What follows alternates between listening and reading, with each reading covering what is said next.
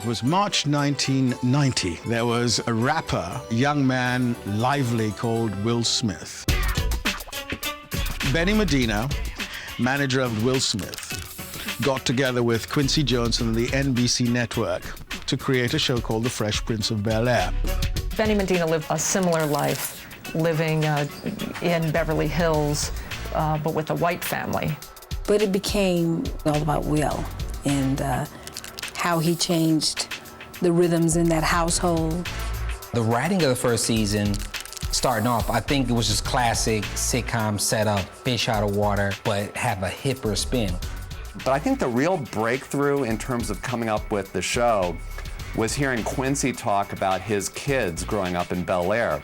And we thought, you know, that's never been shown on television before. And putting Will Smith in the middle of a world like that struck us as something new.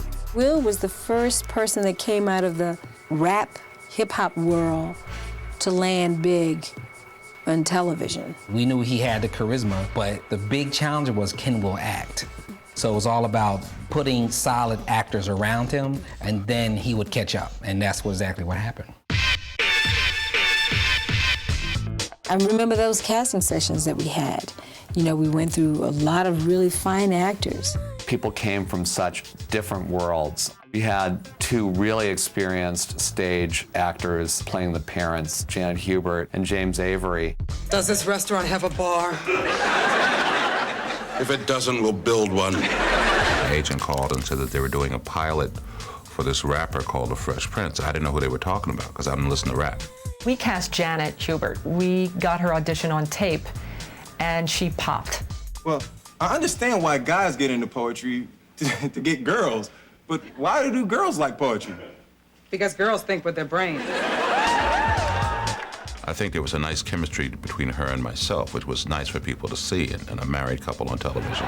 And interestingly enough, I was at one of the first shows that a dark-skinned African-American woman was cast as a lead in a sophisticated role. I mean, she was sophisticated, but you knew that she could take those earrings off, and if you mess with her babies, and knock you out. You tell her, man, Viv. And as for you, young man. Love you.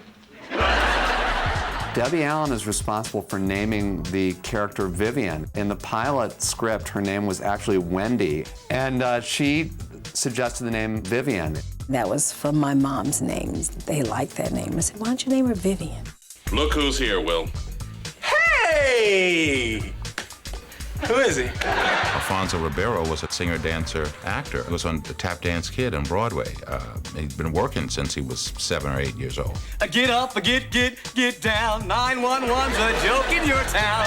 Alfonso Ribeiro had been Ricky Schroeder's best friend on Silver Spoons, and so the network had a hard time seeing him as this character, but they still saw him as Ricky Schroeder's little friend. Hi, fellas. Will understood that he needed that sounding board, he needed that conflict. And I think that really was the core relationship of the show. Hillary! What are you doing? It seems that little Mr. Poppin' Fresh doesn't want to come out of his tube. Perhaps this will persuade him. And then Karen Parsons just walked in from the planet Hillary. She was pretty new. And she became that character the minute she opened her mouth. Dad, I need $300.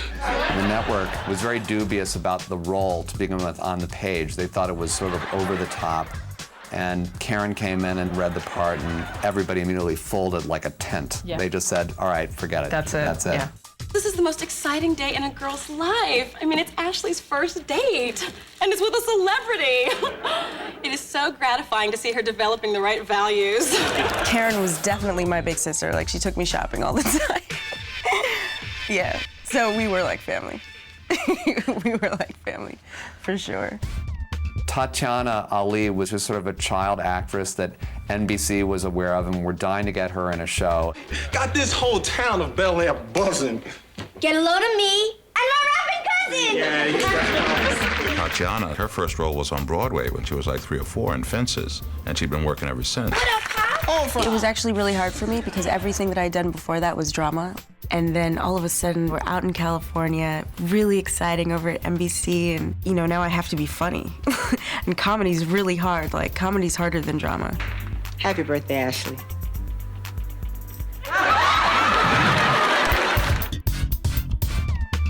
I get you something, sir? When we were casting the role of Jeffrey, we said, isn't there a real British actor out there who could play this guy? He's supposed to be a real British butler. So sure enough, the call went out to some English casting folks. And just like snapping your fingers, the next day, Joseph Marcel, who had been in the Royal Shakespeare Company almost his entire career, was in Burbank reading with Will Smith. And it was worth the plane fare. Don't talk to me about cool, Master William. During the 70s, I was briefly employed as Led Zeppelin's road butler. Playing Jeffrey was more trying to amalgamate all the other actors that I admire who had played that kind of character before and trying to create something original. I think I got him down to his absolute essence. And once you met Will, you understood what this show was all about.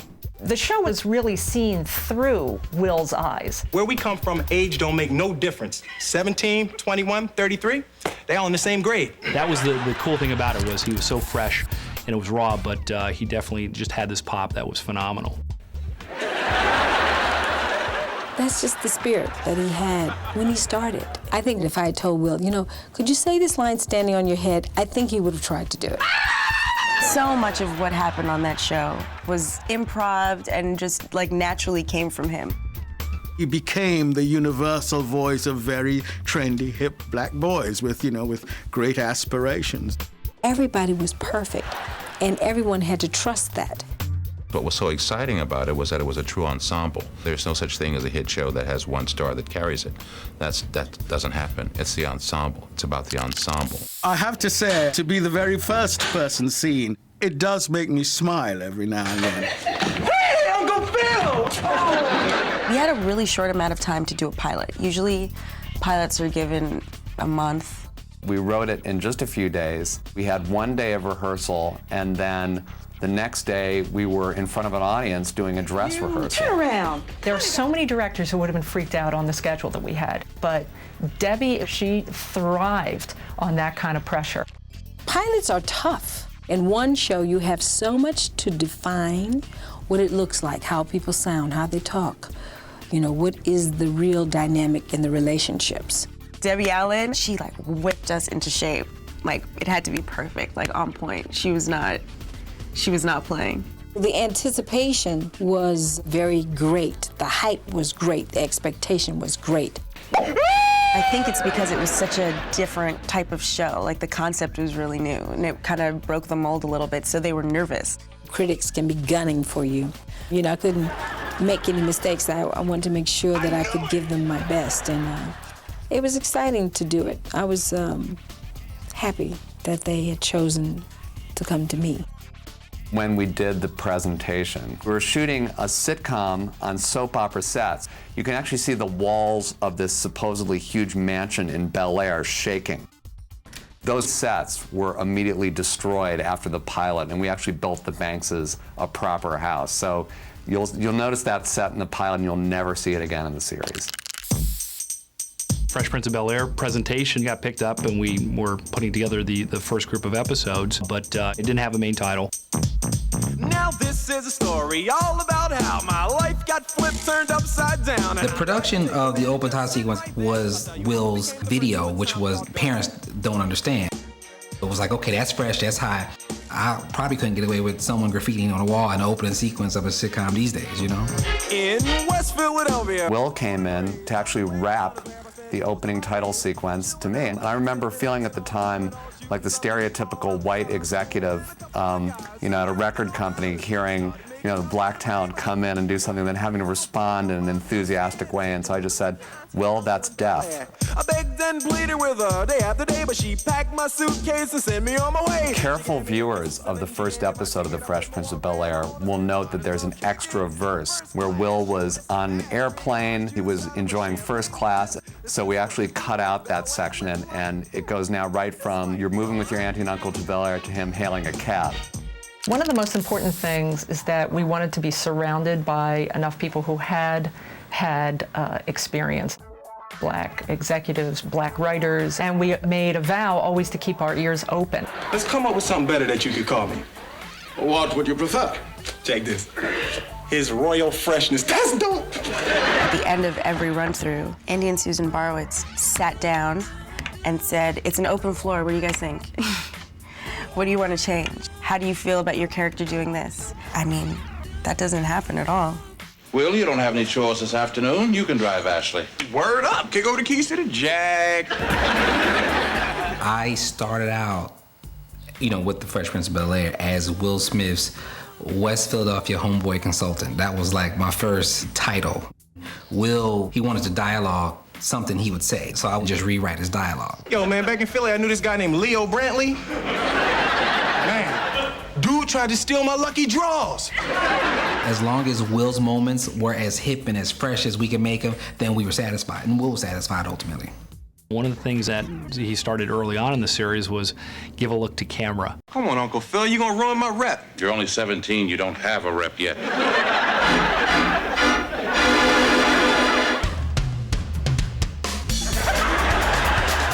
You knew it was coming, and he gave you that little look, and it worked great. One of the critics got it right by saying that what we were doing was a live-action cartoon. We did things like the thought bubble and talking right to camera. If you'd like to learn more about poetry, you can reach us at... Psych, we just kidding. Good night, y'all. One of the wonderful things about Will is that he brought DJ Jazzy Jeff along with him, and Jeff ended up being a hilarious character. I love a woman who's hard to get. In that case, I want to marry you and have your child. I'm down with that, too. It soon became evident that that beat, that rhythm, that vibe, that whole vibe out of the world of rap was going to help define the new face of this new show. DJ Jazzy Jeff being thrown out the door, it was one of those fun things. We did it in episode 2, and he flies by, and it was just hysterical. I always threw him out. Daddy? People loved it, especially fathers of daughters. We liked that shot so much that we decided every time Uncle Phil would throw him out of the house, we would use that shot, which meant that every time we were going to do a scene like that, Jeff had to wear the exact same shirt to match that shot. Uh-oh. It was always fun because we added in a sound effect if you hear the sprinklers going on outside. Ah! Great little cutting piece that turned into a fun little runner. Also during that time, hip-hop was huge. We thought music and rap music and who Will Smith's character was, that made it contemporary, made it current, and made him hipper because we hadn't heard it. One of the fun things about having music is that it allowed him to do this outrageous dancing. Will had this thing called dumb dancing. And when he did it on the show, it was like the funniest thing I want to see. So dumb dancing would be high energy dancing, but your face has to stay completely emotionless. Everybody had different styles of dancing, and we continued to have fun with everybody. Whenever I talk to fans of the show now, the one question I get asked is, where did Carlton's dance moves come from? The incredible irony of that is that Alfonso Ribeiro is without question the best dancer in the cast. Will and Alfonso would get in front of the audience and do this rodeo dance. And they would do that for 20 minutes before the show even started, just to get it going. Like his music, like his character, and all rap references that we thought was relevant to whose character was, fashion had to go along with that. I had brought in wardrobe people, and I kind of set the tone. I remember the shot I did of his feet and went up that outfit. It was not what Uncle Phil was looking for. Carlton clothes were preppy and kind of more like Brian Gumble or something. But Will, whatever was hip, he had to have, yes. Next thing you know, it started off a whole fashion trend for young kids. That's what happened. I don't care if you have other appointments, clown. My cat needs acupuncture. First season, we had so many guests, so many incredible recording artists. We had Queen Latifah come on and Tevin Campbell. And for the Christmas episode, we had Evander Holyfield on. The undisputed heavyweight champion. Will, who acted like this gangly guy, is actually quite built. It was a very strange thing because Will looked like he could take Evander. So we had to put a very bulky jacket on Evander. Why are you so hard-headed? Is that like a rhetorical question? In show business, lightning just strikes once, and Fresh Prince was an example of that. You look handsome, Will. Nice suit. Oh, you like it, Ash? Uh-huh. Custom made, size 42, extra fly. When the show was over, we wrapped, the audience goes, a lot of us still hung out, you know, talked, played poker, and that's rare. If there are hooligans there, I should accompany you.